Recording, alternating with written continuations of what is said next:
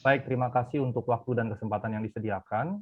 Izinkan saya untuk share screen. Kalau menurut Bapak Dimas, saya lebih baik mengkonvertnya ke PDF. Jadi PowerPoint-nya sudah dikonvert ke PDF. Materinya sendiri nanti akan saya berikan dalam Word doc ya. Baik, saya share dulu PDF-nya. Mungkin sedikit koreksi tadi Ibu Moderator, di undangan yang saya terima 4 sesi, bukan 3 sesi. Jadi bukan minggu Senin depan, tapi tanggal 22. Tapi kalau seandainya memang tinggal 1 sesi lagi juga nggak apa-apa. Saya mendesain sudah 4 gitu. Oke, hari ini rekan-rekan sekalian, topiknya judul besarnya politik dalam perspektif PB, tapi seperti pekan lalu saya sudah sampaikan, kalau pekan lalu kita bicara tentang dunia kekristenan mula-mula di mana kekristenan timbul, seputaran kekristenan begitu ya. Dan sekarang kita akan belajar mengenai pengharapan mesianik dalam keempat Injil, di mana pekan lalu saya sudah singgung bahwa minggu ini saya akan melanjutkan dengan pengharapan mesianik. Nah, model 4 sesi ini, minggu depan saya akan bicara tentang konsep secara khusus dalam pemikiran Paulus. Jadi Pauline Theology, begitu kira-kira. Nah, di minggu yang keempatnya, saya akan berbicara dalam perspektif perjanjian baru dalam kaitan roh dan politik kehidupan, begitu ya. Itu sesi yang keempat. Jadi pekan depan saya akan bicara dalam perspektif Pauline, jadi dalam korpus Paulinum. Dan minggu yang terakhir saya akan bicara politik dalam perspektif PB, khususnya bagaimana PB melihat roh dan politik kehidupan. Baik, hari ini tentang pengharapan mesianik dalam keempat Injil. Karenanya saya ingin masuk terlebih dahulu ke dalam tesis yang menjadi dasar dari materi saya. Ada 3 pokok kira-kira yang akan dikedepankan begitu ya, yang mewarnai atau yang menjadi semacam fondasi dari makalah ini. Oke, Pak Dimas mengkoreksi juga di chat. Oke, baik. Terima kasih Pak Dimas untuk koreksinya juga, untuk penegasan dan konfirmasinya. Tesis yang pertama adalah keempat Injil menunjukkan Yesus memiliki gagasan tersendiri tentang mesianisme yang berbeda dengan Yudaisme. Atas dasar pemahamannya sendiri mengenai mesianisme dalam banyak kejadian yang diutarakan dalam keempat Injil, karenanya pekan ini lebih banyak keempat Injil, pekan depan ke surat-surat Paulus begitu ya. Karena biasanya dalam studi perjanjian baru ada 2 korpus yang utama. Yang pertama adalah tentunya Injil-Injil, kemudian Injil kanonik, yang kedua adalah Paulus begitu ya, tanpa menganggap bahwa yang lain seperti korpus Johanninum tidak menganggap itu sebagai tidak penting, tapi yang 2 ini menjadi semacam pokok utama begitu. Yang Yesus justru bertindak untuk menggenapi nubuat-nubuat dalam perjanjian lama tentang Mesias. Kalau kemarin saya sudah singgung sedikit tentang hadirnya konsep mesianik dalam semangat hubungan Israel, kerajaan Israel dalam relasinya dengan kerajaan-kerajaan sekitar, yang tentunya kemudian membangun konsep tentang mesianisme, maka Yesus tidak mengatakan bahwa dia terpisah, tapi justru menunjukkan dia hadir menggenapi nubuat tentang Mesias di dalam perjanjian lama. Nah, tindakan-tindakan yang ia lakukan pada umumnya bersifat proaktif dalam menggenapi nubuat-nubuat mesianik tadi. Jadi ada tiga konsep dasar dari kira-kira makalah ini. Baik, saya masuk dulu sebagai pendahulu pengharapan Mesias atau mesianik dalam perjanjian lama. Mesias dalam bahasa Ibrani berasal dari kata masyah yang berarti mengurapi, meminyaki, menuangkan minyak, bisa kepada kepala seseorang, bisa kepada tubuh seseorang, atau juga kepada benda-benda yang lain.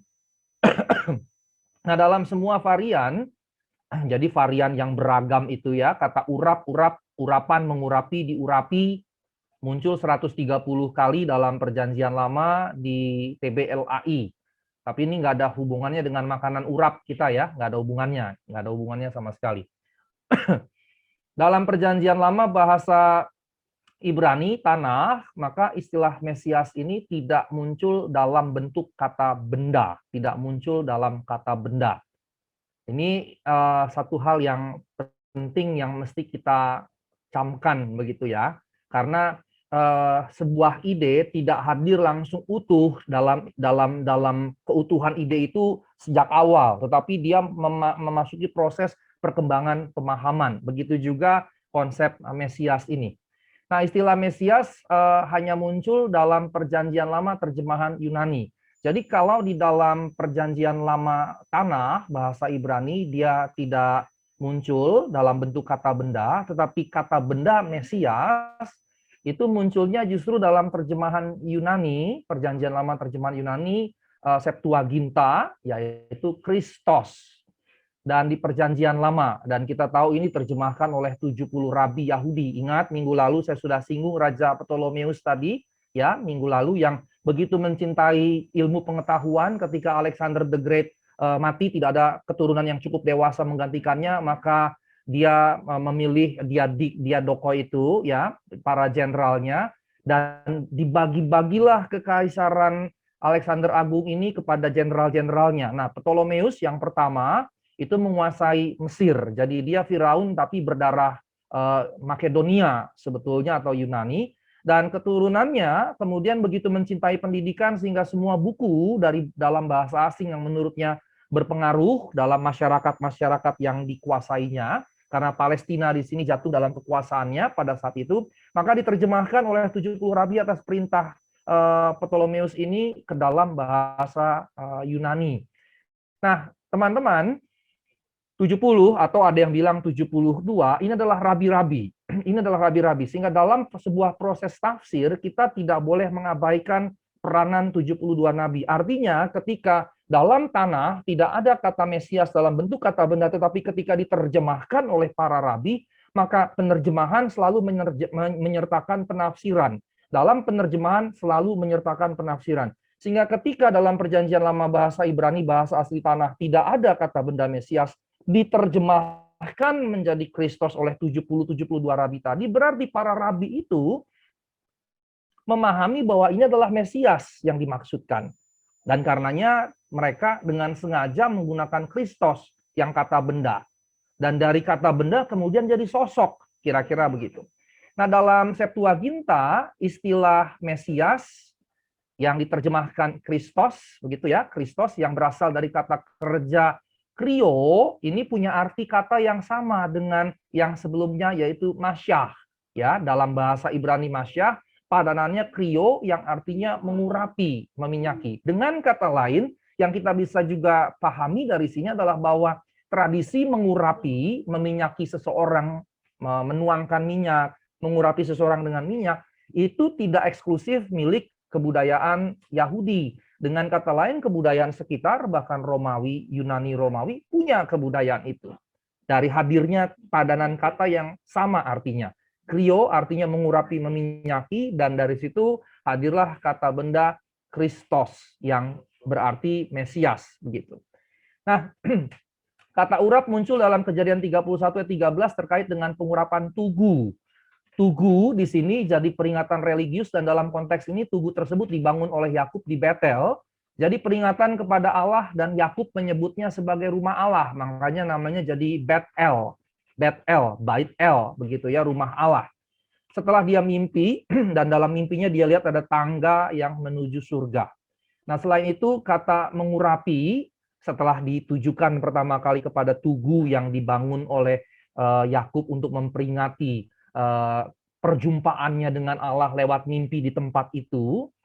Dan saya mau sedikit keluar, ini menjadi menarik karena menunjukkan bahwa kita bisa mengalami perjumpaan dengan Allah di mana saja, tidak hanya di gereja, di mana saja. Kisah Yakub menunjukkannya. Nah, kemudian selain itu kata mengurapi ditujukan kepada kemah Allah, tabernakel, atau ya disebut tabernakel karena dia dari kemah begitu, tapi juga disebut bait Allah. Tapi nanti bait Allah yang dari bangunan yang permanen akan muncul belakangan. Tapi dalam konteks di sini diberlakukan untuk kemah ya.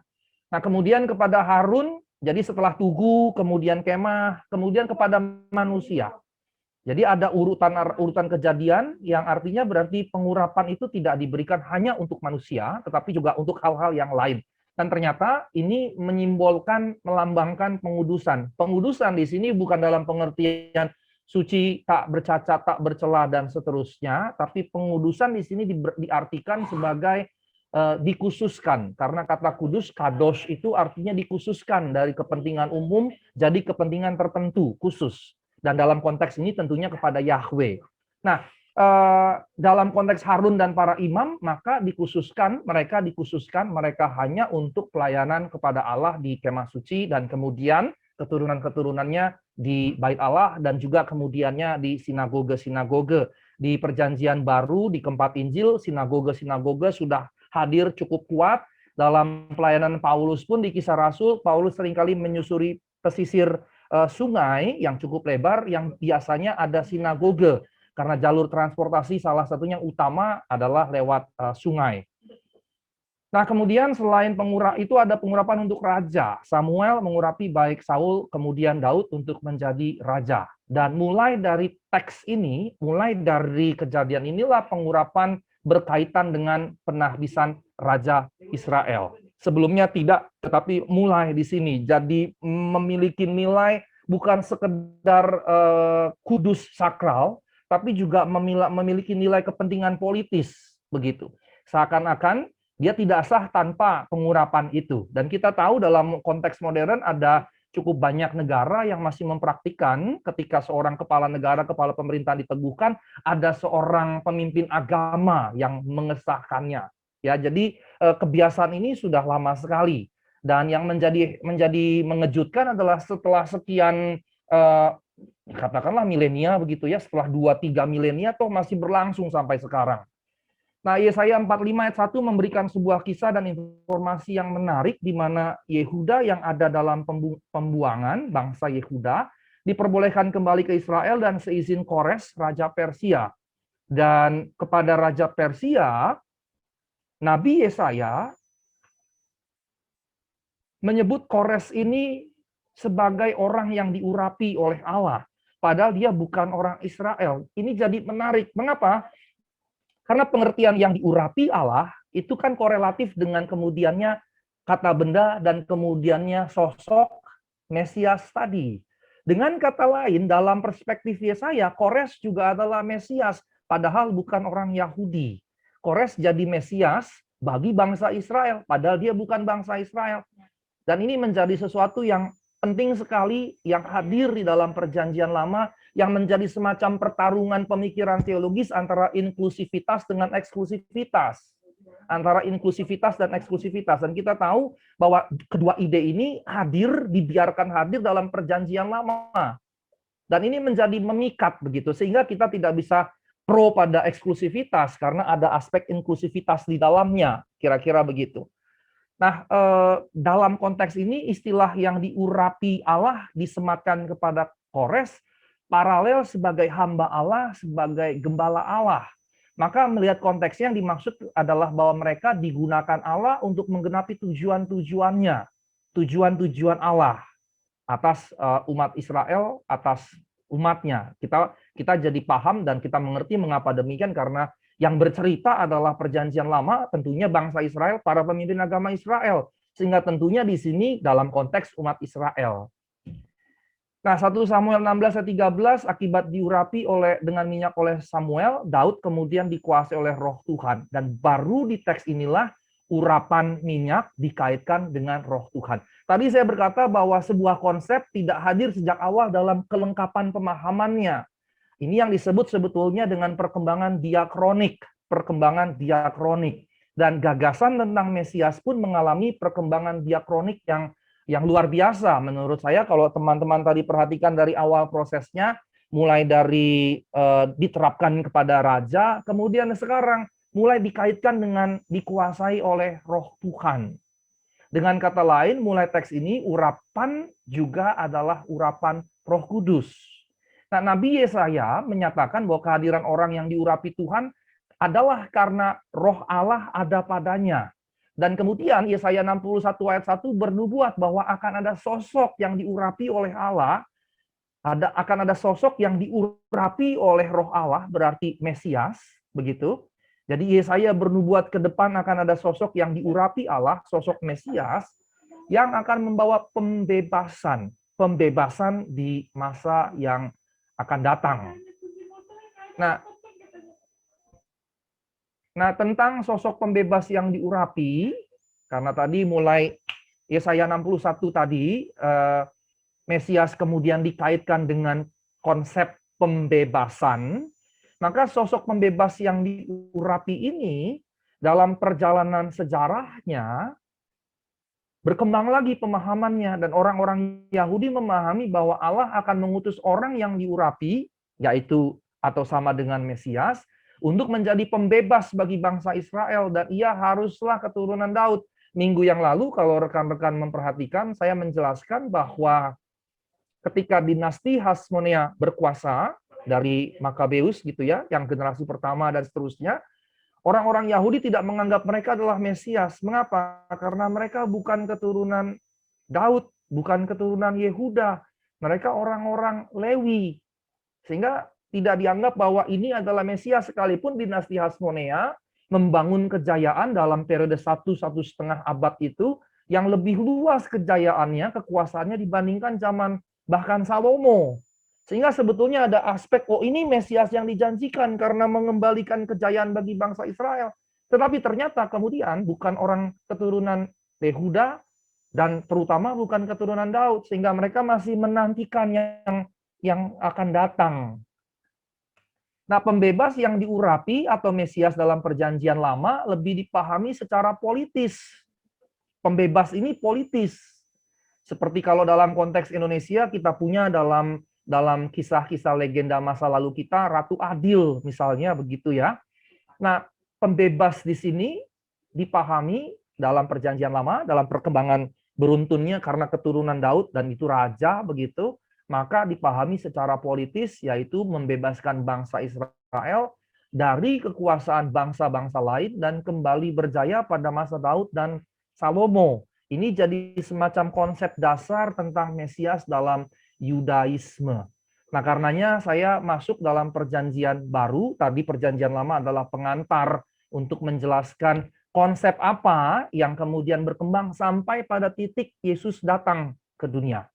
Nah, nama Yesus merupakan bentuk Yunani dari Yehoshua, yang berarti juru selamat atau penyelamat, dan merujuk kepada dua nama Ibrani, yaitu Yosua, penerus Musa, yang membawa bangsa Israel memasuki tanah perjanjian, dan Yesua, imam besar pada era Zerubabel, yang membawa Israel kembali ke tanah perjanjian dan pembuangan di Babel. Jadi rekan-rekan sekalian, sebetulnya nama Yesus dari Yehoshua, bentuk panjangnya, bentuk ringkasnya bisa Yeshua, bisa Yoshua, dan dalam perjanjian lama ada sosok Yoshua, penerus Musa, dan ada sosok Yeshua, imam besar dalam masa Zerubabel, pasca pembuangan, kembali dari pembuangan Babel, kembali ke tanah perjanjian. Maka dengan kata lain, sebetulnya pada dirinya sendiri nama Yesus, Yoshua atau Yeshua, bentuk panjangnya Yehoshua, memiliki nuansa politis yang kuat. Seperti Yosua yang membawa bangsa Israel masuk ke tanah perjanjian, seperti Yesua yang membawa bangsa Israel keluar dari perbudakan di Babel, pembuangan di Babel, masuk kembali ke tanah perjanjian. Jadi nama Yosua, Yeshua, Yehoshua, dan kemudian Yesus bernuansa pembebasan, liberation. Dan dalam dua sosok di perjanjian lama, itu jelas politis begitu. Nah, dalam perjanjian baru, ada data yang tidak bisa diabaikan, yaitu bahwa Mesias atau Kristus hanya disematkan kepada satu sosok, yaitu Yesus. Dan kita ingat di nubuat tentang akhir zaman di Matius 24:25, selalu ditekankan Mesias-Mesias palsu. Dengan kata lain, Yesus menarik sebuah eksklusivisme ide Mesias ke dalam dirinya, dan Yesus menutup ide Mesias bagi sosok-sosok lain. Bagi Yesus tidak ada sosok lain selain dirinya sebagai Mesias. Ini keras sekali nampak di dalam keempat Injil, karena khotbah akhir zaman sebetulnya bersumber dari Markus 13, kemudian Matius menulisnya dalam pasal 24-25, dan kemudian Lukas menulisnya dalam pasal 21. Tapi sumbernya adalah kalau berdasarkan Markan priority, kalau berdasarkan teori dua sumber, di mana Matius dan Lukas menggunakan Markus sebagai sumber, maka berarti ini gagasan yang memang diterima betul-betul oleh paling tidak Injil sinoptik, bahkan ya keempat Injil kanonik. Kira-kira seperti itu. Nah, saya masuk dulu ke Messianic Secret. Messianic Secret ini adalah sebuah ide yang sudah lama sekali muncul, sudah hampir, saya rasa sudah lebih dari 1 abad gitu kira-kira ya, karena munculnya di tahun 1900-an, di awal 1900-an, oleh seorang teolog Jerman, William Rede, Messiasgeheimnis atau Messianic Secret. Dan menurut beliau, Injil Markus menciptakan gagasan secrecy gitu, kerahasiaan untuk mengurangi ketegangan terkait keyakinan orang Kristen mula-mula bahwa Yesus adalah Mesias dengan natur non-mesianik dari pelayanan Yesus. Jadi ada kesan menurut William Rede bahwa Yesus menyembunyikan, merahasiakan identitas mesianiknya dari publik begitu. Dan dia melakukannya dengan kesengajaan. Ini ide dari Messianic Secret ini. Nah, teori ini kemudian dikaitkan, saya bicara sedikit secara teoretis begitu ya. Teori ini kemudian dikaitkan dengan teori perumpamaan Yesus, parable theory atau parabel theorie dalam bahasa Jerman. Dan ini mengaitkan antara bahwa mengapa dia menyampaikan pengajarannya kepada publik dalam bentuk perumpamaan, karena kerahasiaan akan kemesiasannya tadi, dan dia hanya membuka jati diri sejatinya kepada murid-muridnya, dan terkhusus kepada 12 rasul. Dan kita tahu pertanyaan Yesus kepada para rasul, menurut orang banyak siapa aku ini? Maka para rasul diwakili Petrus menjawab, menurut orang banyak entah Yohanes Pembaptis, entah Elia, atau salah satu dari para nabi. Artinya memang jelas bahwa publik tidak memahami Yesus adalah Mesias. Tetapi ketika Yesus bertanya kepada para murid, khususnya para rasul, maka Yesus bertanya, menurut kalian siapa aku? Menurut kamu siapa aku? Petrus sekali lagi mewakili para murid, para rasul berkata, engkau adalah Mesias. Di versi Markus. Di versi Matius ditambahkan, engkau adalah Mesias, anak Allah yang hidup. Anak Allah yang hidup. Sehingga dengan kata lain, para rasul dan para murid tentunya mempercayai Yesus sebagai Mesias. Dari situ nampak ada nuansa secrecy tadi, Messiasgeheimnis atau Messianic Secret tadi. Nah, karenanya pengajaran yang Yesus sampaikan dalam perumpamaan merupakan sebuah kesengajaan supaya para pendengarnya tidak mengerti. Di Markus pasal 4 ayat 10 sampai 12 dijelaskan hal tersebut. Ketika ia sendirian, pengikut-pengikutnya, ke-12 murid menanyakan dia tentang perumpamaan itu, jawabnya, kepadamu telah diberikan rahasia kerajaan Allah, tetapi kepada orang-orang di luar, segala sesuatu disampaikan dalam perumpamaan, supaya sekalipun mereka melihat, mereka tidak menanggap, sekalipun mendengar, mereka tidak mengerti, supaya mereka jangan berbalik dan mendapat ampun. Nah, teori Messiasgeheimnis ini awalnya mendapat kritik dan kemudian sempat diterima secara luas di tahun 1920-an. Tapi setelah berjalan setengah abad, 1970 mulai dapat tentangan tajam. Dan kritikus terpenting atas teori ini adalah Albert Schweitzer dari Jerman dan Oscar Cullmann. Nah, argumentasi melawan ini adalah bahwa ada inkonsistensi mengenai kerahasiaan identitas mesianik dalam Injil-Injil. Nah, teman-teman, mengapa saya hadirkan ini, sekelumit ini? Ini sudah jadi studi standar dalam dunia biblika, khususnya Perjanjian Baru, yang mendalami kristologi Perjanjian Baru. Ini hal yang sudah biasa, begitu lumrah. Saya mengangkat sedikit ini untuk menunjukkan bahwa ada dialektika pemahaman tentang kemesiasan Yesus. Ada yang menganggap bahwa Yesus merahasiakannya, ada yang menganggap bahwa Yesus terbuka dengan hal itu. Nah, ini menjadi dialektika yang memikat ketika kita mendalami bagaimana Injil menjabarkan tentang Yesus sebagai Sang Mesias. Nah, seringkali, karena tadi saya bilang dialektika, seringkali justru Yesus secara terbuka memasuki percakapan bahkan perdebatan yang menunjukkan kesadarannya, keterbukaannya akan identitas mesianiknya kepada para penggemarnya. Jadi pada satu sisi dia seperti merahasiakan, tapi pada sisi yang lain dia justru terbuka, bahkan seringkali melakukan, bahkan mengajak berdebat tentang dirinya. Seperti misalnya ketika bertemu dengan ahli Taurat, orang-orang Farisi, para pemimpin mahkamah agama, maka dia bertanya misalnya, kalau Daud bilang begini kepada ini, mengapa dia bilang pada Tuanku, Tuhanku? Diajak menjadi berdilema kira-kira begitu, atau berpolemik kira-kira seperti itu. Sekarang saya masuk bagaimana Yesus memahami nubuat-nubuat mesianik dalam PL kepada dirinya. Kata urap dalam Perjanjian Baru dengan semua variannya muncul 12 kali. Hanya 12 kali. Dan 4 kali ini dikaitkan atau berkaitan dengan nubuat mesianik Perjanjian Lama. Nah, dari 12 kali penggunaan kutipan dari Perjanjian Lama, 9 kali dikaitkan kepada Yesus.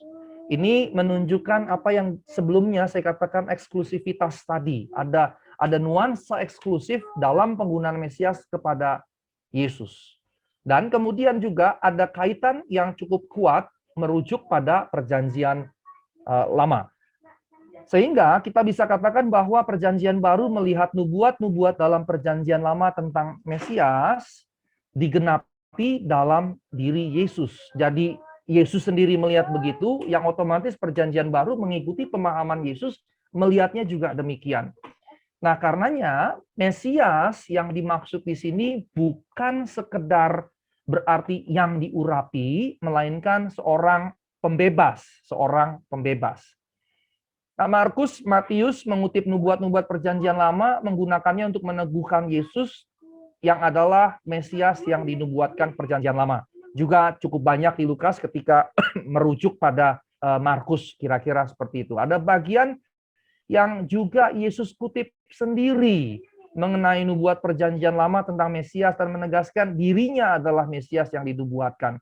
Saya bikinkan dalam tabel ini sebagai ringkasan saja.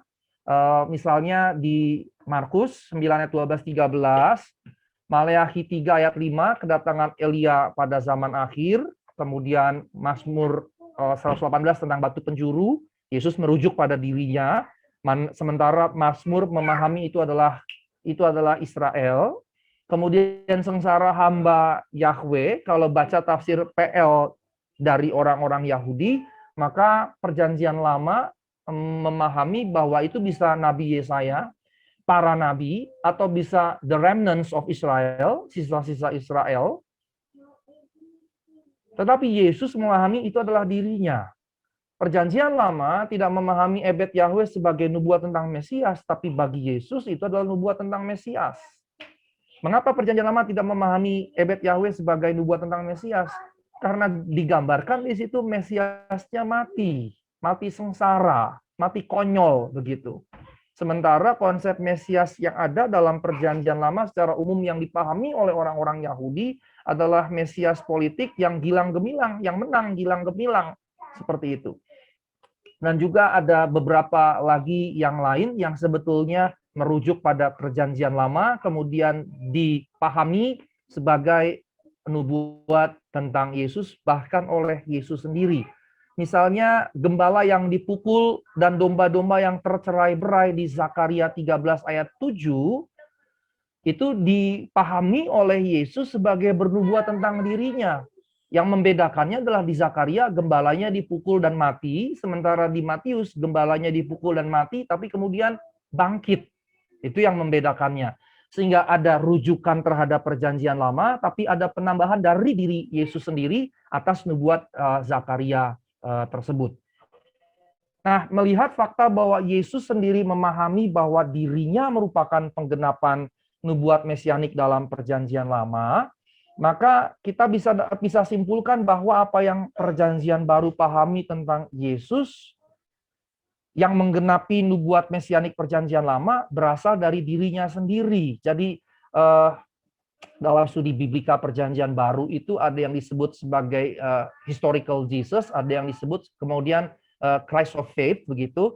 kemudian ada yang dipahami sebagai yang asli merupakan perkataan Yesus yang dalam bahasa Latinnya disebut ipsissima vox Dei Jesu. Ipsissima vox Dei Jesu. Kadang-kadang ada yang menyatakan ipsissima verbum Dei Jesu. Jadi maksudnya perkataan yang asli dari Yesus yang berkisah tentang kemesiasannya bahkan keilahiannya. Ipsissima vox Dei Jesu. Kira-kira seperti itu. Nah, sekarang saya masuk gagasan mesianik Yesus. Dalam perjanjian baru, tadi saya sudah tegaskan, disematkan kepada Yesus, dan variannya hanya muncul 12 kali, dan istilah urat, begitu ya. Tetapi istilah Mesias dan Kristos, Mesias atau Kristos, yang menarik kadang-kadang dua-duanya disebut itu dalam bahasa Yunani disebut Mesia, tapi kemudian disebut Kristos, begitu ya. Padahal sebetulnya sama, hanya satu Ibrani, satu Yunani. Tapi ada salah satu ayat dalam perjanjian baru menyebut dua-duanya. Nah, dalam perjanjian baru terjemahan baru LAI, kata Mesias muncul 53 kali dalam 47 ayat. Ini menarik ya, Kristus muncul 507 kali dalam 474 ayat. Saya sempat bertanya-tanya, karena saya kenal sebagian yang bekerja di LAI juga, sahabat-sahabat saya di sana. Saya pernah bertanya mengapa mesti menggunakan kedua istilah ini, karena ini kan sebetulnya sama. Ini kan sebetulnya sama, yang satu Ibrani, yang satu Yunani, begitu ya. Dan ketika di Indonesia kan Kristos jadi Kristus, ya Mesias ya seharusnya Kristus saja, begitu. Tapi nampaknya ada argumen-argumen tertentu ketika Mesias dipertahankan Mesias, dan ketika Kristus dipertahankan sebagai Kristus. Tapi kalau lihat jumlahnya, maka Kristus jauh lebih banyak, hampir 10 kali lipat lebih banyak, begitu ya. Nah, dalam teks Yunani yang digunakan keduanya adalah Kristos, begitu ya, sehingga keseluruhannya 560 kali jelas begitu apa yang mau disampaikan. Hanya Indonesia punya varian tertentu karena dalam tiap teksnya nampaknya ada motif dalam tiap teksnya sehingga digunakan istilah tersebut. Nah, saya masuk dulu pengharapan mesianik menurut para murid Yesus. Kalau tadi saya berkisah tentang pertanyaan Yesus, menurut orang banyak siapa aku, dan kemudian menurut kamu siapa aku, dari situ sebetulnya kita bisa simpulkan murid-murid Yesus termasuk 12 rasul atau terkhusus atau lebih khusus lagi 12 rasul mewarisi pengharapan mesianik Yudaisme bahwa Mesias adalah Mesias politik. Mesias adalah Mesias politik. Dari teks-teks mana saja, saya tidak akan bahas teksnya satu persatu secara detail, tetapi saya sudah sering menggunakan teks-teks ini dalam perkuliahan yang saya ampu, dalam seminar-seminar lain, dan seterusnya. Hanya secara cepat saja saya singgung. Yang pertama, dalam beberapa narasi ini, yang pertama Petrus menegur Yesus mengenai nubuat sengsara Yesus. Waktu Yesus bertanya, menurut orang banyak, siapakah aku ini? Petrus mewakili para murid bilang, ada yang bilang Yohanes Pembaptis, ada yang berkata Elia, ada yang berkata salah seorang dari para nabi. Yesus bertanya lagi, menurut kamu siapa aku? Petrus mewakili para rasul lagi berkata, engkau adalah Mesias. Dalam versi Matius ditambahkan anak Allah yang hidup. Tapi dalam versi Injil Markus yang lain, karena ada banyak varian Injil Markus dalam bahasa asli begitu ya, dalam beberapa varian Injil Markus yang lain juga ada tambahan engkau adalah Mesias, tambahan anak Allah yang hidup tadi. Jadi dalam Injil Markus bahasa Yunani ada 3 versi. Yang paling ringkas, engkau adalah Mesias. Yang kedua, engkau adalah Mesias anak Allah. Yang paling lengkap, engkau adalah Mesias anak Allah yang hidup. Dalam teks Yunani ada 3 versi ini di Injil Matius. Nah, ketika Petrus ngomong begitu, maka Yesus bernubuat bahwa anak manusia akan diserahkan ke dalam tangan manusia, menderita sengsara, dibunuh, mati, dan kemudian pada hari ketiga bangkit. Dan ketika Yesus ngomong seperti itu, Yesus sebetulnya karena teksnya terkait dengan pernyataan Petrus, berarti Yesus mau menjabarkan Mesias itu seperti apa. Konsep Mesias yang Yesus miliki, yang Yesus sedang jalani itu seperti apa. Tetapi ketika Yesus berkata begitu, versi Markus, Petrus menarik Yesus ke samping dan menegurnya. Tapi versi Matius ada perkataan Petrus yang dicatat. Petrus bilang begini, sekali-kali Allah tidak akan membiarkan itu terjadi pada dirimu. Sekali-kali Allah tidak akan membiarkan itu terjadi pada dirimu. Dan ini menarik karena berarti kedua-duanya meyakini Yesus adalah Mesias. Yesus yakin dirinya adalah Mesias. Petrus juga yakin Yesus adalah Mesias. Tetapi kemudian konsep Mesiasnya berbeda. Bagi Yesus, Mesias itu menderita sampai mati, tapi bangkit. Bagi Petrus, Allah memiliki pemahaman bagi yang dia yakini, Allah menghadirkan Mesias tidak seperti itu. Allah tidak akan membiarkan Mesias menderita, kira-kira begitu. Allah tidak akan membiarkan Mesias menderita, apalagi mati. Tidak akan. Sehingga nampak sekali paradoks atau pertentangan kontradiksi pemahaman konsep mesianik Yesus dengan mesianik yang Petrus miliki. Itu menggambarkan perbedaannya. Dan itu menunjukkan bahwa para rasul memang mewarisi pengharapan mesianik Yudaisme. Bahwa Mesias itu adalah Mesias politik yang membebaskan bangsa Israel dari penjajahan. Nah, kemudian perdebatan siapa yang terbesar di antara para rasul di Markus 9 ayat 33 sampai 37 itu ketika ini juga setelah Yesus menyampaikan nubuat sengsara yang kedua dalam versi Markus, ya.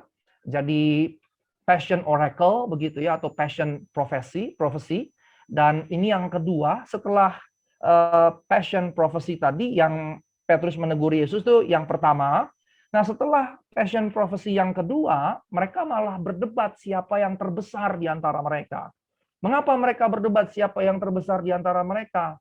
Perdebatan siapa yang terbesar di antara mereka ketika Yesus bicara tentang Mesias hanya bisa kita pahami kalau memahaminya bahwa mereka meyakini Mesias adalah Mesias politik yang membebaskan bangsa Israel dari bangsa yang menjajah mereka. Hanya bisa dipahami dalam konteks seperti itu, dan memang demikianlah konteksnya. Yang ketiga, ini menurut saya lebih gila. Mengapa lebih gila? Kalau Petrus hanya meyakini Yesus di kisah Markus 8 ayat 31 dan paralelnya di kedua Injil sinoptik lainnya sebagai Yesus adalah Mesias politik, kalau yang kedua ini mereka berdebat siapa yang terbesar. Nah, yang ketiga, setelah nubuat sengsara yang ketiga, malah Yakobus dan Yohanes meminta Yesus menaruh mereka di sebelah kanan dan kiri Yesus. Ini menjadi konyol sekali. Kalau ini dipahami sebagai Mesias yang menderita sampai mati. Karena berarti mereka mati di sebelah kiri kanan Yesus. Sementara yang mati sebelah kiri kanan Yesus disalib adalah para penjahat, kan? Nah, yang menarik kemudian, ini terjadi setelah nubuat yang ketiga. Dan dalam versi Matius, ini lebih konyol lagi, Ibu Bapak yang terkasih sekalian. Dalam versi Matius, yang datang kepada Yesus bukan Yohanes dan Yakobus. Kalau nanti cek paralelnya di Matius, yang mendatangi Yesus adalah ibu mereka, ibu Yohanes dan Yakobus, mamanya mereka. Artinya, pemahaman mesianik politik itu bukan hanya dimiliki oleh para rasul, mamanya pun meyakini Yesus itu Mesias politik. Sehingga dengan kata lain, konsep mesianik politik itu memang dimiliki oleh masyarakat Yahudi secara umum, bukan hanya para imam, mahkamah agama, bukan hanya para rabi, bukan hanya para rasul, tapi masyarakat banyak. Terlihat dari bahwa mama mereka pun memahami bahwa Yesus nanti akan jadi raja. Karenanya mereka minta taruh di sebelah kanan kiri. Maksudnya apa? Menteri-menterinya raja, kan? Yang sebelah kanan itu Perdana Menteri, yang sebelah kirinya itu ya wakilnya Perdana Menteri atau posisi kedua. Kira-kira seperti itu. Sebelah kiri kanan. Makanya kemudian Yesus menimpali, kamu sanggup nggak minum cawan yang aku akan minum? Cawan itu melambangkan penderitaan, kan? Karena di doa Taman Getsemani kan Yesus menyatakan itu sebagai penderitaan. Ya Aba, ya Bapak, biarlah cawan ini lalu, tapi bukan kehendakku, melainkan kehendakmu yang terjadi. Kan kata Yesus. Dan cawan itu adalah penderitaan. Atau dalam perjanjian lama, cawan itu adalah bahasa simbolik untuk murka Allah. Ada dua sebetulnya di perjanjian lama. Yang pertama pesta, cawan pesta. Yang kedua, cawan murka Allah. Nah, dalam konteks Taman Getsemani, makna cawan secara semantik bukanlah pesta, tapi murka Allah. Sehingga ini bicara penderitaan. Maka waktu mereka bilang, taruh di kiri kanan, Yesus bilang, kamu bisa nggak minum cawan yang aku akan minum? Mereka bilang, kami bisa. Mereka ngomong tanpa pemahaman yang benar, apa yang mereka pahami tentang cawan itu mereka pikir pesta raja. Pesta raja. Padahal cawan yang Yesus maksud adalah penderitaan. Maka Yesus bilang, benar kamu akan minum cawan itu. Tapi tentang di sebelah kanan dan kiriku itu disediakan Bapa bagi mereka yang memang kepadanya sudah ditetapkan posisi-posisi itu. Artinya, Yesus mau bilang, kamu memang akan menderita. Tapi bukan gara-gara kamu menderita, kamu akan di sebelah kanan kiriku. Atau dengan kata lain, Yesus mau bilang, itu bukan posisi politik. Itu bukan posisi Perdana Menteri atau Menteri kedua, ketiga, dan seterusnya. Sama sekali bukan. Nah, rekan-rekan sekalian, para rasul dan murid-murid percaya Yesus adalah Mesias. Namun yang mereka yakini tentang Mesias adalah yang diyakini oleh Yudaisme, yaitu Mesias politik yang mengalahkan kekaisaran Romawi. Nah, pengharapan yang sama masih mereka miliki bahkan ketika Tuhan Yesus bangkit dan mau naik ke surga. Mereka bertanya kepada Tuhan, Tuhan, maukah engkau pada masa ini memulihkan kerajaan bagi Israel? Politik lagi, politis sekali. Mereka masih berharap, apalagi dengan kejadian Yesus bangkit kan, Ibu Bapak. Bayangkan nih, Yesus yang menyembuhkan orang sakit, membangkitkan orang lumpuh, orang buta jadi melihat, orang tuli mendengar, orang bisu ngomong, bahkan 3 orang mati dibangkitkan oleh Yesus. Yesus memberi makan 4.000 orang, 5.000 orang. Bayangkan sosok Mesias seperti itu jadi raja. Apakah Israel tidak akan jadi kerajaan yang luar biasa hebat? Pasti hebat. Itu sebabnya mereka makin bersemangat. Tapi dengan motivasi yang ternyata tidak sesuai dengan apa yang menjadi misi Allah bagi Yesus. Misi Allah yang Yesus yakini, missio Dei, yang Yesus yakini, yang dia jalani saat itu. Dan kemudian di Kisah Rasul 1 ayat 6 ini, ternyata bahkan ketika Yesus sudah bangkit dan mau naik, mereka masih meminta Yesus untuk memimpin bangsa Israel. Memulihkan kerajaan bagi Israel. Mengapa?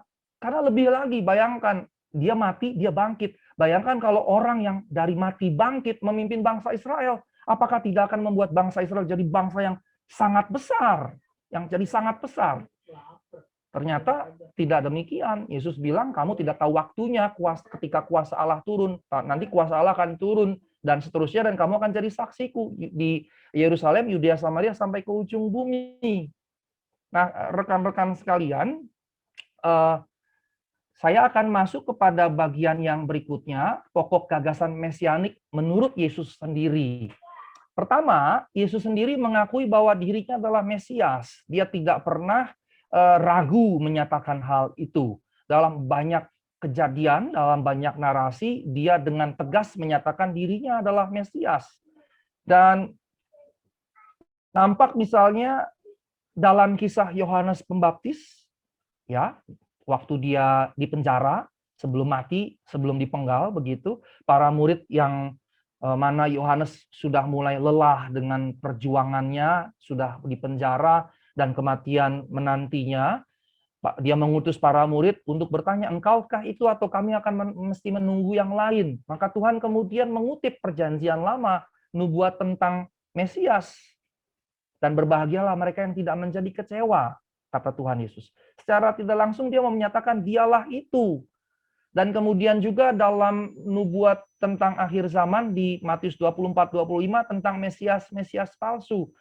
Tidak ada lagi Mesias setelah dirinya. Tetapi kalaupun ada, itu Mesias palsu. Kira-kira seperti itu. Sehingga tidak mungkin dalam perspektif Yesus ada Mesias lain. Mesias itu the one and only, hanya dirinya.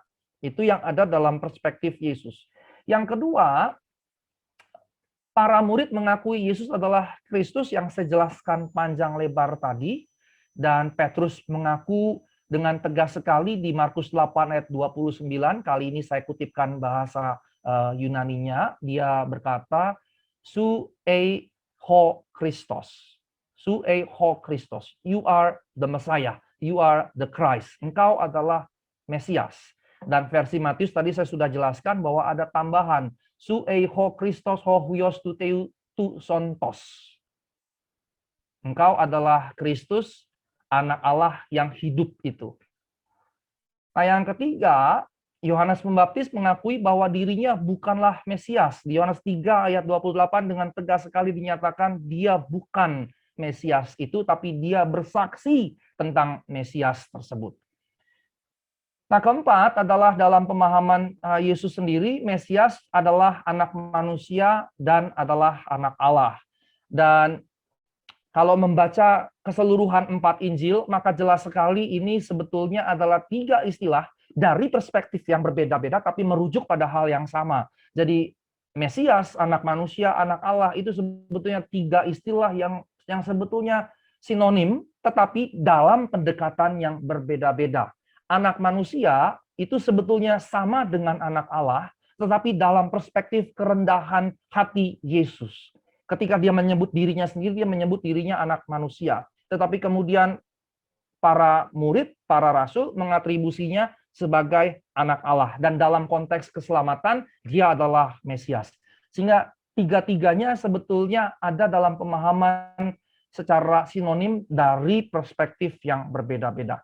Nah, anak manusia merupakan istilah yang sangat sering Yesus gunakan untuk menyebut dirinya sendiri. Ini teksnya banyak.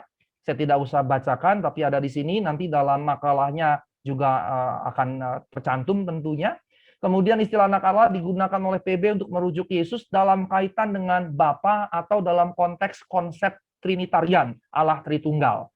Nah, dengan demikian, Mesias adalah anak Allah dan anak manusia. Nah, kelima, Mesias memiliki kuasa mengampuni dosa manusia. Karenanya kemudian ia menebus dosa-dosa manusia, dia datang memanggil orang-orang berdosa, dan ini nampak dalam kisah Yesus yang mengampuni dosa orang yang lumpuh. Walaupun kita tidak bisa menarik korelasi antara sakit penyakit dengan dosa, begitu ya. Dalam kisah Markus 2 ini, pas ayat 1-12, ia adalah seorang yang lumpuh, tapi pada momen itu juga Yesus memberikan pengampunan atas dosanya. Sementara dalam tafsir historis kritis, maka kita bisa katakan bahwa kelumpuhannya hanyalah narrative tool, alat naratif, untuk menyampaikan berita kerukma yang lebih penting, yang menjadi sentral, yaitu pengampunan akan dosa. Kira-kira begitu dalam Markus 2 ayat 1-12. Dan kemudian nyata juga dalam perjamuan malam terakhir. Nah, Mesias menurut Yesus bukanlah pembebas politik kerajaan, bukan Davidic Royal Messiah, melainkan membebaskan manusia dari perbudakan dosa. Dan ini menjadi pokok yang penting karenanya, menjadi pokok yang penting. Keenam, dalam rangka penebusan dosa, maka Yesus memahami bahwa ia harus mati, harus menderita sengsara, mati untuk kemudian bangkit. Sehingga dosa tidak dipahami sebagai sekedar sebuah kesalahan, tapi dosa dipahami jauh lebih dalam sebagai kuasa yang menguasai manusia, yang mana manusia takluk kepadanya. Jadi dalam konteks berteologi Yesus, dosa dianggap sebuah penindasan yang lebih keji dari sekedar penindasan manusia. Dan dengan kata lain, penindasan lain yang dilakukan oleh orang-orang, oleh manusia, entah individu ke atas individu, atau kelompok atas kelompok, atau individu atas kelompok, maka bisa dipahami sebagai berasal dari dosa, penindasan yang paling dalam tadi. Maka perspektif teologis Yesus dapat dilihat sebagai mengatasi akar permasalahannya yang terdalam, mengatasi akar permasalahannya yang paling dalam. Nah, ini nampak dalam nubuat sengsara Kristus 3 rangkap, yang tadi saya sudah jelaskan sedikit demi sedikit, begitu. Di Matius 4 rangkap, kalau di Markus 3 rangkap, diteguhkan kemudian oleh Yesus dalam perkataannya di dalam perjamuan malam terakhir. Maka ini yang mesti kita catat sebetulnya, ketika kita melakukan perjamuan kudus, ada satu konsep yang kita tidak boleh abaikan. Konsep pembebasan dari penindasan. Konsep pembebasan dari penindasan. Kita-kita yang menerima perjamuan kudus bukan hanya, tapi pertama-tama memang harus terbebas dari penindasan dosa, tapi selanjutnya kita harus terbebas dari penindasan-penindasan yang lain, dalam pengertian bukan hanya sebagai objek, tetapi terutama sebagai subjek, jadi pelaku-pelaku. Kita harus dibebaskan dari pelaku-pelaku penindasan tadi. Pelaku-pelaku penindasan yang tadi. Mengapa? Karena Yesus memahami core atau inti dari segala penindasan adalah dosa. Maka ketika ini dituntaskan, maka dia harus menyebar kemana-mana. Sehingga penindasan-penindasan yang lain harusnya kemudian dilawan, harusnya dibersihkan. Nah, ketika kita sebagai orang percaya menerima perjamuan kudus, kita nggak boleh tidak, kita harus betul-betul meyakini, memahami, ada dalam kesadaran bahwa kita tidak ada dalam penindasan. Yang terutama, tidak menjadi penindas-penindas. Ini yang mesti kita camkan. Karena tadi waktu saya mengutip Yesaya 61, hamba yang diurapi, yang roh Tuhan ada padaku untuk menyatakan pembebasan, maka pengurapan itu menyertakan, Mesias itu menyertakan pembebasan dari penindasan. Tapi penindasan tidak dipahami sebagai yang di kulit luarnya saja, tapi terutama yang di dalamnya. Dan ketika di dalamnya dibongkar, maka dia harus keluar terus begitu. Sehingga sebetulnya orang percaya, pengikut Yesus tidak boleh jadi penindas. Tidak boleh sama sekali. Nah, upaya-upaya Yesus menggenapi nubuat-nubuat mesianik, Yesus sendiri punya pemahaman mesianik yang terpisah dari masyarakat Yudaistik saat itu. Dan ia sendiri memahami bahwa ia adalah Mesias. Jadi pada satu sisi dia adalah Mesias, dia yakin dia Mesias. Tapi pada sisi yang lain, Mesias versi dia beda dengan versi masyarakat pada umumnya. Masyarakat Yahudi pada umumnya. Tadi saya sudah tunjukkan bahwa bahkan ibu-ibu pun memiliki konsep seperti itu. Jadi sudah mendarah daging di masyarakat Yahudi saat itu. Tapi Yesus sendiri punya konsep yang berbeda. Nah, dalam pemahaman bahwa dirinya adalah Mesias, Yesus secara proaktif menggenapi nubuat tentang Mesias dalam dirinya. Dan yang menarik adalah minggu depan ketika saya bicara tentang Paulin, tapi di bagian membuka, saya akan sedikit bicara tentang hal ini. Akan bicara tentang hal ini, bagaimana sikap Yesus terkait hal ini. Di sini saya jabarkan bahwa Yesus secara proaktif menggenapi nubuat tentang Mesias dalam dirinya. Jadi ketika misalnya di Markus 2 ayat 1 sampai 12 di ayat yang kelima dia berkata, "Hai anakku, dosamu telah diampuni." Kemudian reaksi para pemimpin agama berkata, "Siapa orang ini? Bukankah hanya Allah yang dapat mengampuni dosa?" Maka dia berkata, "Anak manusia punya kuasa di bumi untuk mengampuni dosa." Dan gegara itu dia bisa dihukum mati karena dia menyamakan dirinya dengan Allah. Tapi dari situ menunjukkan dia proaktif. Dia proaktif. Dia proaktif menjemput bola itu. Dia proaktif menggenapi nubuat tentang Mesias di dalam dirinya yang ia yakini itu. Dan saya tidak perlu jabarkan poin-poinnya, tapi saya mau berikan contoh-contoh ini tadi yang saya sudah katakan. Kemudian di sini ada penggunaan passivum divinum, salah satu bentuk parafrase yang secara tidak langsung merujuk pada Allah, perkataan asli atau historis dari Yesus, dan ketika digunakan bentuk pasif tanpa subjek, kira-kira gitu, passivum divinum maksudnya pasif tanpa subjek. Hai anakku, dosamu sudah diampuni. Subjeknya siapa? Subjek aslinya kan harusnya seseorang mengampuni dosamu kalau diubah jadi kalimat aktif. Dengan kalimat pasif tadi, subjeknya terpendam, tersembunyi. Maka pertanyaannya siapa subjeknya? Nah, dalam dunia biblika ini disebut passivum divinum. Ketika subjeknya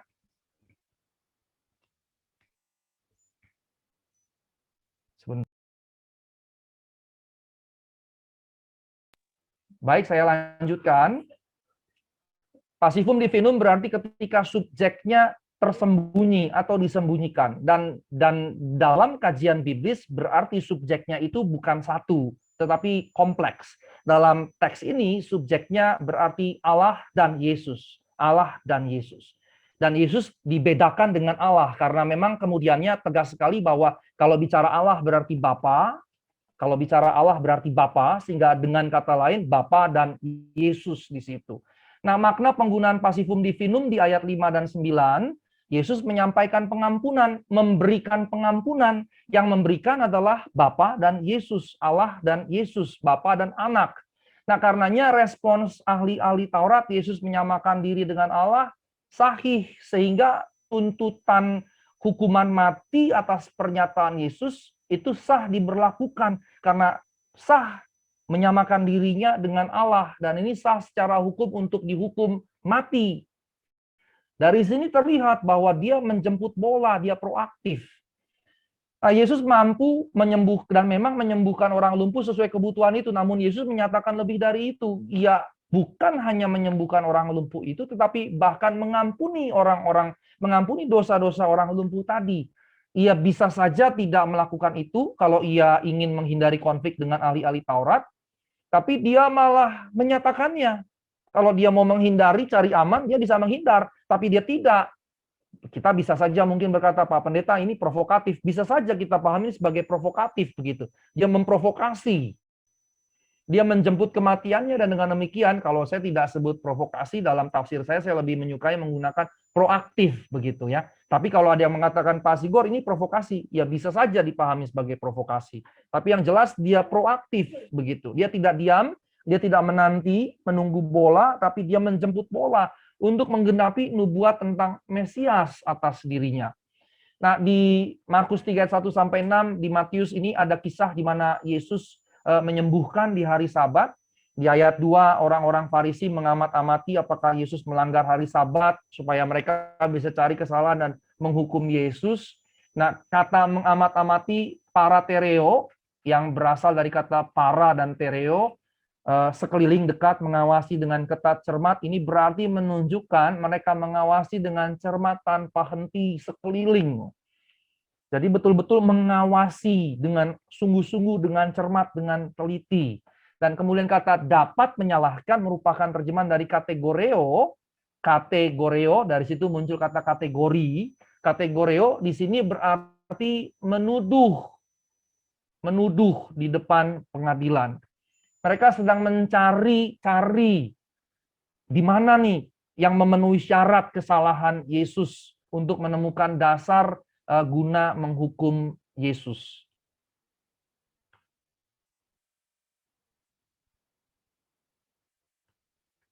Dan Yesus menyadari hal ini, namun Yesus justru menyembuhkan orang yang sebelah tangannya lumpuh. Dan dalam teks Markus, kemudian Yesus menantang mereka dengan pertanyaan retorik, mana yang diperbolehkan pada hari Sabat? Berbuat baik atau berbuat jahat, menyelamatkan nyawa orang atau membunuh orang. Maka Yesus merujuk pada Keluaran 20 ayat 10, Keluaran 31 ayat 14, bahkan menegaskan di mana ayat ini hukuman mati bagi yang melanggar kekudusan hari Sabat.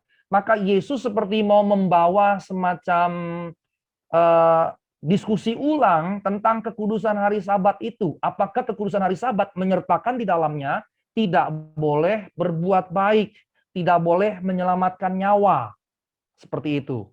Misalnya kalau ternak masuk dalam jurang begitu, kalau itu hari Sabat, apakah tidak boleh menyelamatkan ternak yang masuk dalam jurang? Nah, Yesus membawa percakapan diskursus tentang hari Sabat ke dalam perspektif yang baru. Dia mau menghantamkan gagasan yang lama itu, kira-kira seperti itu. Nah, berikutnya teks Markus tersebut justru berlanjut dengan menyatakan Yesus marah terhadap kedegilan hati mereka. Nah, akibat dari penyembuhan Yesus pada hari Sabat, orang-orang Farisi bersekongkol membunuh Yesus. Sesuatu yang sesungguhnya sah secara hukum Taurat maksudnya. Nah, Yesus sengaja melanggar Taurat mengenai hari Sabat dengan menyembuhkan orang yang sebelah tangannya lumpuh, yang karenanya secara Taurat sah untuk dihukum. Hukum mati, bukan sekedar hukum biasa, tapi hukum mati. Dari sini terlihat lagi bahwa Yesus secara proaktif berusaha menggenapi nubuat mesianik. Nubuat yang mana? Yang paling tegas ya Yesaya 52:53, yang mati itu. Dan ia tidak hanya satu kali ini melakukan ini, rekan-rekan sekalian. Kalau saya tadi tunjukkan sudah berulang kali, maka dia seringkali mengadakan mukjizat atau kesembuhan justru di hari raya Yahudi, di mana seharusnya mereka tidak melakukan itu, paling tidak menurut tradisi Yahudi saat itu.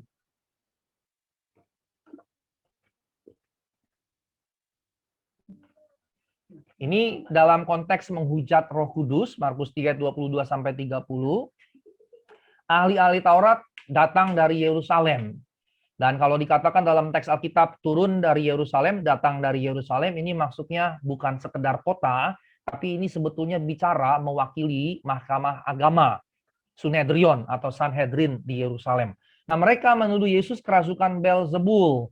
dan mengusir setan dengan penghulu setan, archontiton daimonion, kepala setan-setan. Bayangkan tuduhannya, ngeri sekali ya. Dituduh bahwa Yesus mengusir setan dengan kuasa kepala setan-setan. Nah, Imamat 26 dan 27 menegaskan seorang yang dirasuk roh peramal harus dihukum mati. Nah, kalau mereka menuduh Yesus kerasukan Beelzebul dan mengusir setan dengan kuasa penghulu setan, maka Yesus memenuhi syarat imamat ini untuk dihukum mati. Sehingga tudingan-tudingan ahli Taurat kalau terbukti benar berujung hukuman mati. Sekali lagi, rekan-rekan sekalian, ibu bapak sekalian, perhatikan apa yang dikerjakan Yesus di sini. Nah, Yesus tidak melakukan mukjizat untuk mengkonfrontasi, tapi memberikan semacam jawaban argumentatif terhadap tudingan ahli-ahli Taurat. Tudingan-tudingan ahli Taurat di sini bahwa mereka menuding bahwa Yesus mengusir setan dengan kuasa penghulu setan, ya, archontiton daimonion tadi, atau dengan Beelzebul. Maka Yesus membalikannya, kalau engkau menuduh aku mengusir setan dengan kuasa penghulu setan, berarti engkau menyatakan Roh Kudus itu adalah setan, sehingga engkau menghujat Roh Kudus karena engkau berarti menyatakan karya Roh Allah yang ada pada Yesus sejak baptisan Yesus, ya, baptisan Yesus dan pencobaan itu bukan sesuatu yang muncul tanpa sebab begitu, tetapi jelas pesannya penting sekali. Dan di sini Yesus mau bilang Roh Kudus yang memimpin aku, berarti engkau katakan sebagai roh jahat, penghulu setan. Nah, dengan tudinganmu itu, secara tidak langsung Yesus mau bilang, engkau sedang menyatakan Roh Kudus yang berkarya dalam diriku adalah penghulu setan. Dan sanggahan ini menjadi telak sekali. Kalau tinju ini kayak jet begitu, pukulan yang telak sekali, karena teks narasi kita menggambarkan ahli-ahli Taurat kemudian terdiam dengan tanggapan Yesus. Mereka syak, tersentak gitu. Mereka kaget, tidak menyangka Yesus akan merespons seperti itu. Jadi kita juga hati-hati ketika kita katakan menghujat Roh Kudus. Menghujat Roh Kudus dalam teks ini tidak bisa diterapkan dalam kejadian-kejadian di luar konteks ini. Ya, ini mesti kita catat, penting sekali. Nah, Markus 12 ayat 1 sampai 12 ini bicara Heilsgeschichte atau salvation history, sejarah keselamatan. Ada kisah perdebatan Yesus dengan imam-imam kepala, ahli-ahli Taurat dan tua-tua, Sanhedrin Mahkamah Agama. Dan di sini Yesus memberi perumpamaan tentang kebun anggur, vineyard, di mana perumpamaan ini bicara tentang sejarah keselamatan atau dalam bahasa Jerman Heilsgeschichte. Nah, setiap bagian ini karena ini kemudian dipahami sebagai alegori begitu, di mana alegori itu setiap komponen naratifnya punya makna dalam pemahaman yang alegoris, perumpamaan yang alegoris, setiap komponen narasi memiliki makna begitu ya, sehingga Tuhan pemilik kebun anggur dalam narasi ini adalah Allah, kebun anggur adalah Israel yang diwakili oleh Yerusalem, penggarap-penggarap kebun adalah para pemimpin agama dalam konteks zaman Yesus berarti mahkamah agama. Hamba-hamba adalah nabi-nabi yang Allah kirim. Dan yang menarik kalau baca versi Matius dibagi dua rangkaian hamba. Dan ini menunjuk masa pra-pembuangan dan pasca pembuangan. Pre-exilic time atau period dan post-exilic period, kira-kira seperti itu. Nah, anak pemilik kebun, ya Yesus sendiri. Dan ini kemudian ditegaskan di ayat yang ke-9, di mana para pemimpin agama mengerti merekalah yang Yesus sedang maksudkan, sehingga teks ini membatasi dirinya tidak bisa ditafsirkan kemana-mana. Batasan tafsirnya jelas bahwa mereka mengerti yang Yesus maksud begitu, sehingga penulis cerita ini jelas memaksudkannya seperti itu. Kita tidak bisa membawanya keluar dari konteks dan menafsirkan sesuka hati kita. Apa yang saya jabarkan sebagai rincian arti dari setiap komponennya tegas karena orang-orang pemimpin agama tadi tahu mereka lah yang dimaksudkan. Karakter antagonisnya, si penggarap-penggarap ini adalah mereka. Kira-kira begitu. Sehingga komponen yang lain dapat dengan mudah tapi terbatas dipahami. Seperti ini kira-kira. Nah, Matius tadi saya sudah katakan merevisi ke dalam dua bagian. Pra dan pasca pembuangan. Pre-exilic dan post-exilic period. Nah, penggarap-penggarap dikisahkan memukul, menganiaya, membunuh hamba-hamba, bahkan anak majikan pun kemudian dipukul dan dibunuh. Prosesi pembunuhan antara Markus dan Matius berbeda. Dengan Lukas juga berbeda.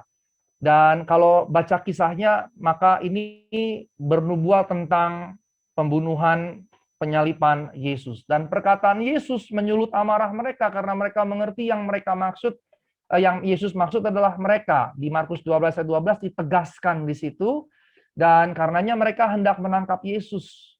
Nah, konfrontasi Yesus dengan para pemimpin agama Yahudi makin tajam. Tetapi rekan-rekan perhatikan bahwa Yesus bukan sosok yang memilih mengalah. Yesus bukan sosok yang memilih pasif. Yesus bukan sosok yang memilih menjauh gitu. Bukan. Justru dia konfrontatif, tetapi cara konfrontasinya tidak dengan kekerasan. Ini mesti dicamkan baik-baik. Nah, di pekan depan saya akan bicara lebih jauh sikap Yesus dalam hal ini. Kemudian saya akan membawanya ke dalam konsep Paulus yang meneruskan sikap Yesus tersebut, begitu ya. Nanti misalnya saya akan bicara tentang Pax Romana dan Pax in Christo, begitu ya. Pax Romana itu adalah konsep damai, peace, menurut versi Kekaisaran Romawi, sementara Pax in Christo adalah versi damai menurut Rasul Paulus yang diwariskan dari konsep Yesus yang nanti saya jabarkan panjang lebar pekan depan. Jadi datang lagi, jangan nggak datang lagi, gabung lagi ya, rekan-rekan sekalian. Saya selalu berikan teaser tentang pekan depan itu apa. Begitu ya, nanti saya akan jelaskan Pax Romana, Pax in Christo, begitu, dan itu juga politik begitu. Ya, ringkasnya begini. Pax Romana untuk menghadirkan ketertiban, karena damai itu bisa hadir ketika tertib, kira-kira gitu. Maka ketertiban hanya bisa dihadirkan ketika apa? Peperangan. Suku-suku bangsa lain ditaklukkan lewat peperangan, kemudian dihadirkan ketertiban versi Romawi, Pax Romana. Nah, Paulus menggunakan istilah Pax, tapi dengan Pax in Christo. Kira-kira seperti itu. Yang seperti apa? Nanti pekan depan akan saya jabarkan lebih luas. Nah, konfrontasi Yesus dengan para pemimpin agama Yahudi makin tajam karena Yesus justru ganti menuding mereka sebagai melawan Allah. Dengan menganiaya, memukuli, bahkan membunuh para nabi. Dalam konteks ini, mahkamah agama adalah para pemimpin bangsa Israel. Pemimpin bangsa Israel. Tapi Yesus kemudian berkonfrontasi dengan orasi, dengan pidato, dengan khotbah yang keras kepada mereka. Bahkan Yesus kemudian menuding bahwa mereka akan membunuh Yesus. Tudingan ini membuat Yesus justru makin dekat dengan penggenapan nubuat mesianik dan nubuatnya sendiri bahwa ia akan mati dan kemudian bangkit. Jadi ada nubuat mesianik di Perjanjian Lama, tapi kemudian ia menegaskan kembali, membuatnya semakin tegas dengan bernubuat sendiri sebanyak di Markus 3 kali, di Matius 4 kali. Begitu ya. Nah, penangkapan Yesus. Perikop ini mengisahkan penangkapan Yesus di mana ketika terjadi penangkapan, salah seorang murid Yesus, kalau menurut Yohanes, hanya Yohanes yang berani menyebut itu Petrus. Matius, Markus, Lukas nampaknya karena menganggap Petrus ini pemimpin umat, jadi mereka menyembunyikan identitas pelaku. Tapi Yohanes karena salah seorang soko guru jemaat, begitu ya, menurut Galatia, Yakobus, Petrus, Yohanes adalah soko guru jemaat di Yerusalem. Jadi katakanlah Yohanes dan Petrus dianggap setara, kira-kira begitu. Terlepas dari apa yang kita pahami, apakah Injil Yohanes ditulis langsung oleh Rasul Yohanes atau oleh murid-murid Rasul Yohanes, tetapi dari sini kita bisa memahami bahwa Injil Yohanes satu-satunya yang gamblang menjelaskan nama pelakunya, yaitu Petrus. Dan dia mengangkat pedang dan menetapkan telinga hamba imam besar. Ini juga menarik. Saya tidak akan dalami secara panjang lebar di sini karena ini menjadi bagian pekan depan. Peluang untuk melawan di sini sesungguhnya tersedia karena reaksi Petrus menunjukkan Petrus ini siap bertarung. Mengapa Petrus siap bertarung? Karena perspektifnya tadi bahwa Mesias ini, Yesus ini, Mesias ini adalah Mesias politik. Jadi kalau saya bertarung ini pasti menang. Jadi seperti berani begitu. Reaksi Petrus menunjukkan mereka sesungguhnya siap untuk bertarung. Tapi di sisi yang lain juga ada peluang untuk kabur.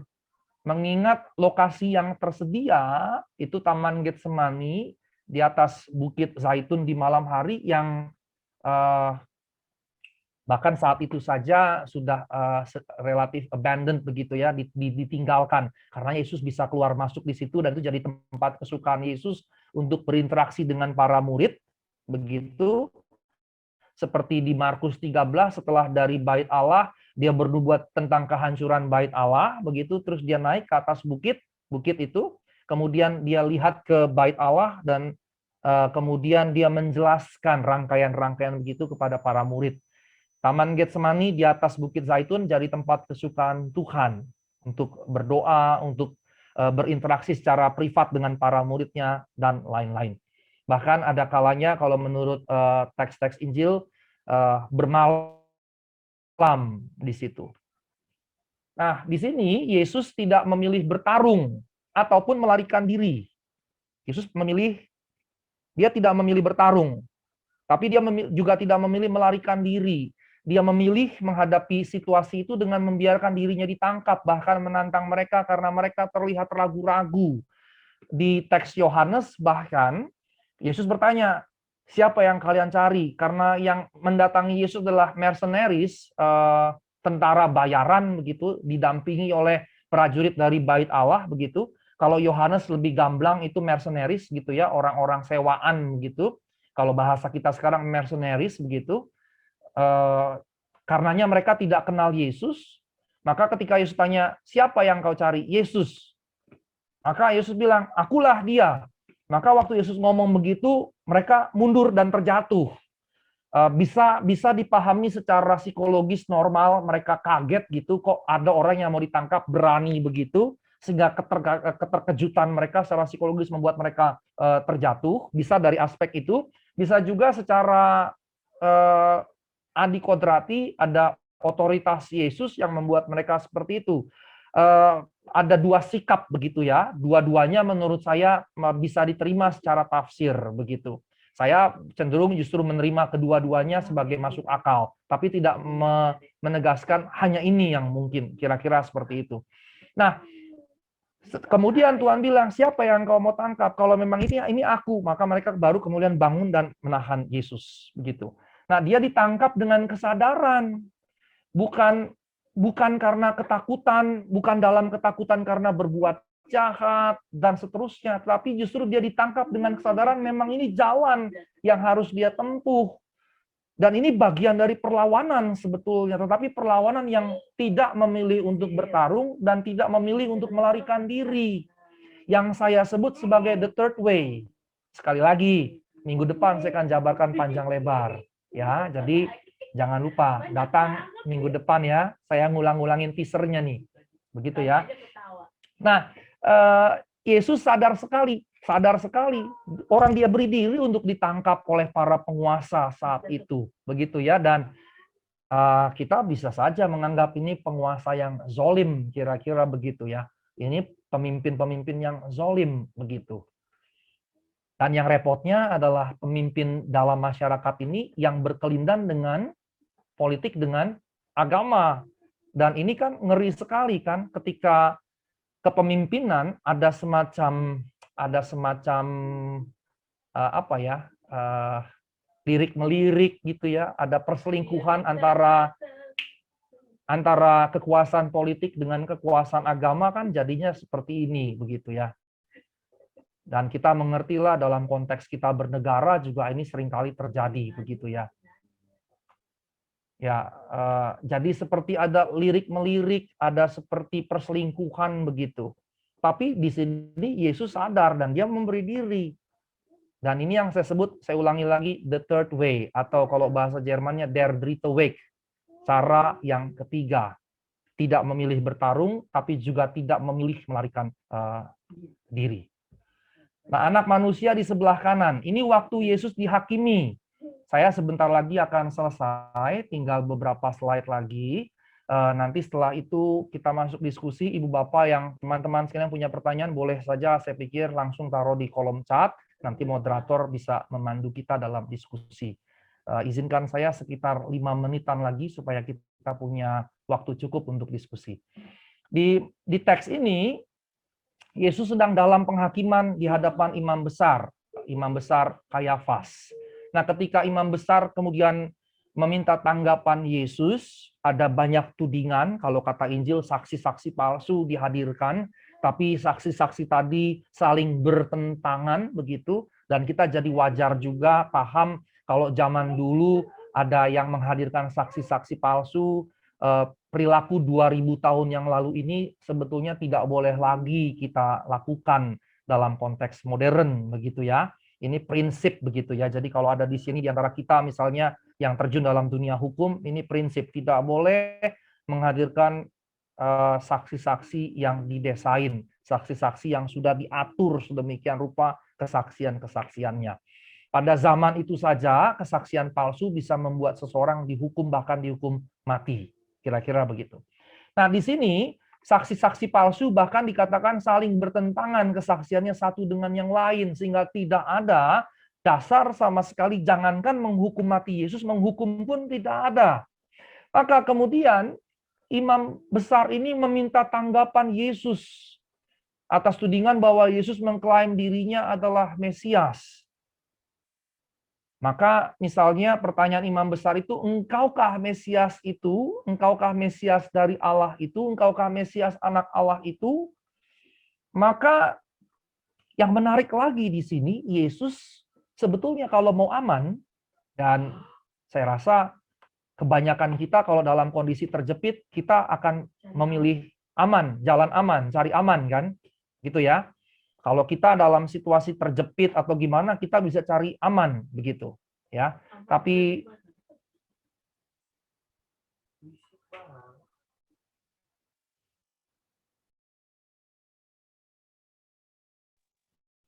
nah, rekan-rekan sekalian, di sini ketika Yesus dalam sidang, ketika dia ditanya, engkaukah itu atau kami menunggu lagi yang lain, seperti pertanyaan Yohanes Pembaptis, maka Yesus tidak hanya merespons bahwa ia adalah Mesias. Kalau dia mau cari aman, sekali lagi dia bisa diam saja. Karena sebelumnya dia diam dengan tudingan-tudingan itu. Dan mungkin imam besar Kayafas kesal sekali, kemudian dia bertanya, engkaukah Mesias itu?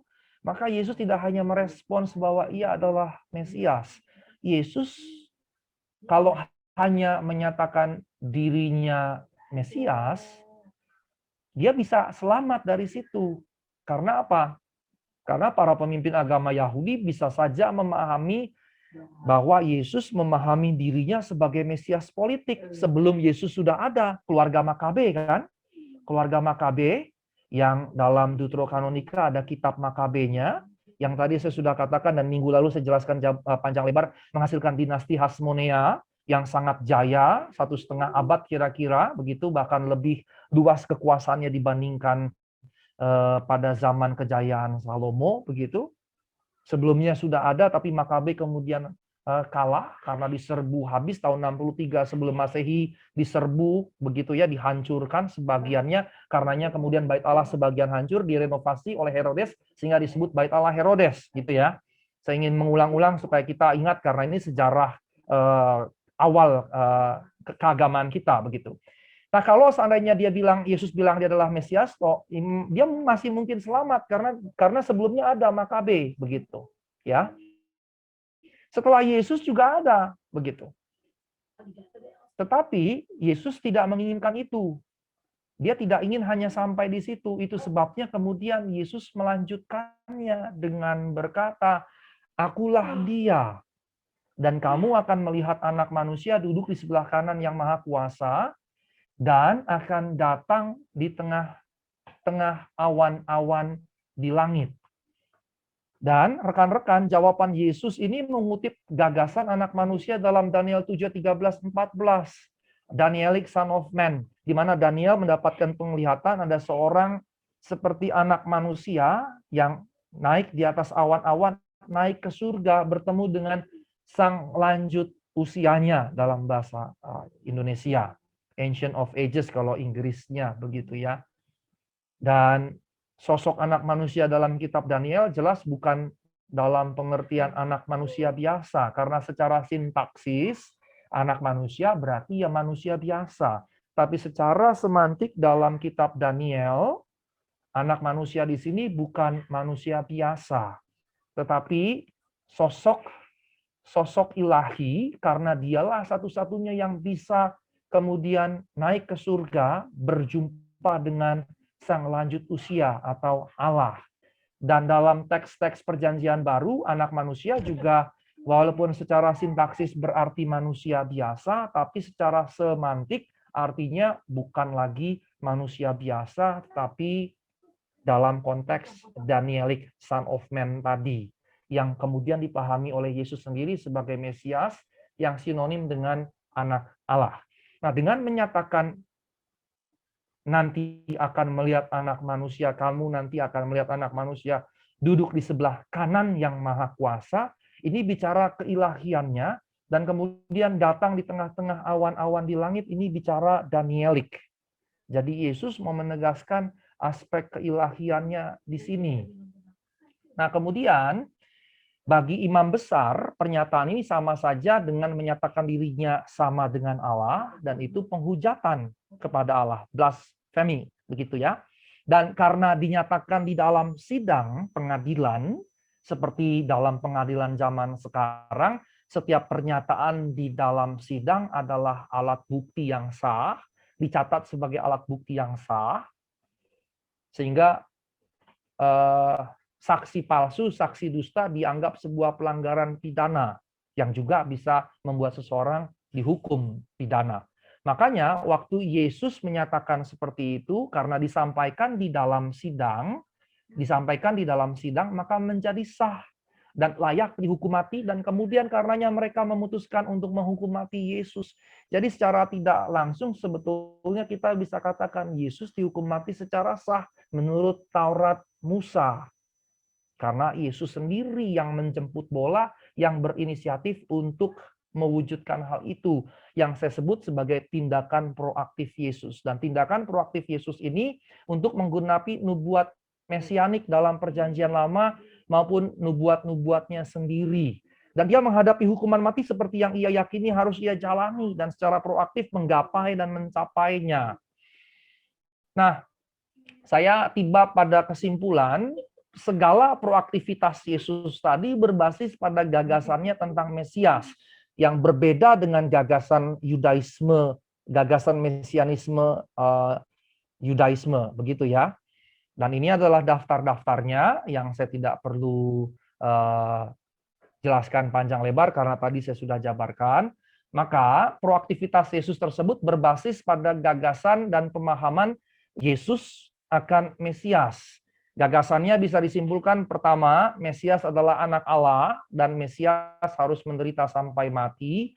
Mesias berkuasa mengampuni dosa, berkuasa atas hari Sabat, kuasanya berasal dari Roh Kudus. Yang kedua, proaktivitasnya bukanlah sebuah keberanian manusia super, karena kisah Taman Getsemani justru menunjukkan dia sangat takut. Namun, proaktivitas sebaliknya merupakan keyakinan bahwa ia sendiri harus turut berpartisipasi, participio Christi, dalam menggenapi nubuat mesianik dalam dirinya. Nah, konsep mesianisme Yesus bukan juru selamat politik yang membebaskan Israel dari kekaisaran Romawi. Dan ternyata ini poin yang sangat krusial. Di mana letak krusialnya? Karena berkaitan dengan poin saya yang berikutnya. Dengan demikian, berarti tidak ada kerajaan atau pemerintahan mesianik khusus. Tidak ada. Dan tidak ada kemudian kerajaan dan pemerintahan bangsa atau umat yang secara khusus menjadi mesianik.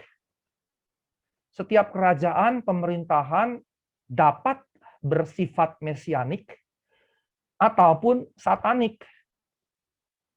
Setiap kerajaan, setiap pemerintahan dapat bersifat mesianik ataupun satanik, sehingga tidak ada yang secara khusus mesianik.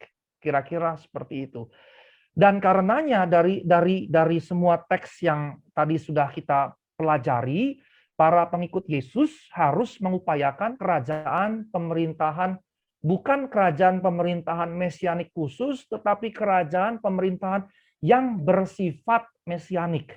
Perhatikan bahwa saya membedakan antara kerajaan pemerintahan mesianik khusus dengan kerajaan pemerintahan yang bersifat mesianik. Nah, kita sekalian sebagai orang percaya, pengikut Kristus, harus mengupayakan kerajaan pemerintahan yang bersifat mesianik. Mesianik tidak dipahami sebagai kristenisasi, tetapi dipahami seperti di Yesaya 61 tadi, Roh Tuhan Allah ada padaku untuk memberitakan kabar baik, kabar pembebasan, tawanan dibebaskan, dan seterusnya.